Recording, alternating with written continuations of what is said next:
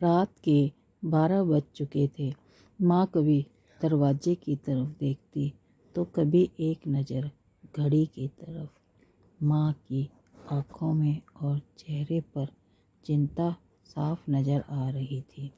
थोड़ी देर में दरवाजे की घंटी बजी। माँ ने काफ़ी तेज़ी से दरवाज़ा खोला और सामने बेटे विक्रम और बहू मान्यता को देखकर पूछा, इतनी देर क्यों हो गई?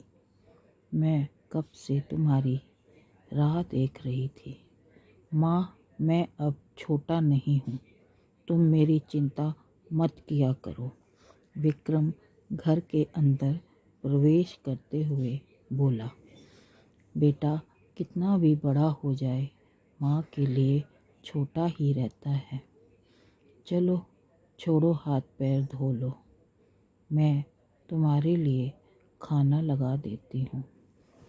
माँ ने दरवाज़ा बंद करते हुए कहा, माँ जी, हम बाहर से खाना खा कर आए हैं, आप खा लीजिए, हम सोने जा रहे हैं। बहू मान्यता ने कहा, लेकिन मैंने तो तुम लोगों की पसंद की खीर बनाई है, आओ थोड़ी थोड़ी खा लो। माँ, तुझे एक बार में समझ नहीं आता क्या? तेरी बहू ने कहा ना, हम बाहर से खाना खाकर आए हैं, क्यों परेशान करती है। जा तू खीर खा ले और सो जा, और हमें भी शांति से सोने दे।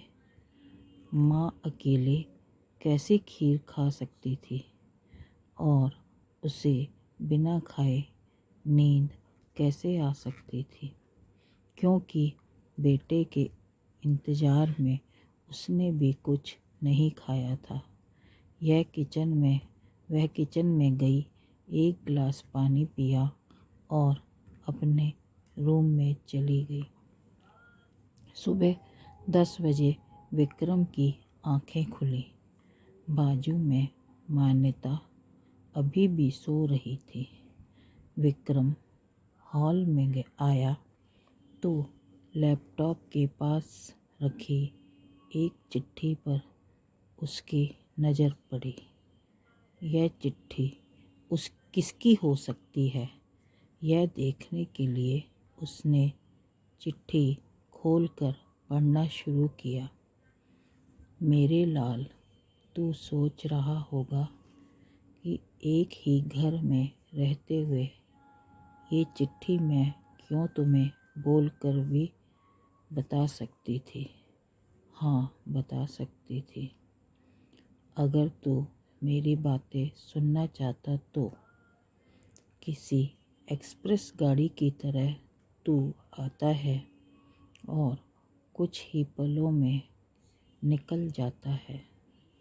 खैर, वो सब जाने दो। कल तुम्हारा जन्मदिन था, इसलिए मैंने खीर बनाई थी। सोचा कम से कम आज के दिन साथ में बैठकर खाना खाएंगे। मगर मैं यह बात भूल गई थी कि मेरा बेटा बड़ा हो चुका है, तो अपने दोस्तों के साथ पार्टी करके खाना खाकर आया। चलो, मुझे इस बात की खुशी ही हुई। मेरी दवाइयाँ ख़त्म हो गई हैं। मैंने कुछ दिनों पहले तुझे दवाई की एक चिट्ठी दी थी। अगर वक्त मिले तो वह दवाई मुझे ला कर देना, मुझे थोड़ी राहत हो जाएगी। विक्रम को याद आया कि 4-5 दिन पहले माँ ने एक दवाई की चिट्ठी दी थी। उसने अपने ऑफिस के बैग में जाकर उस चिट्ठी को तलाशा और उसे खोलकर देखा।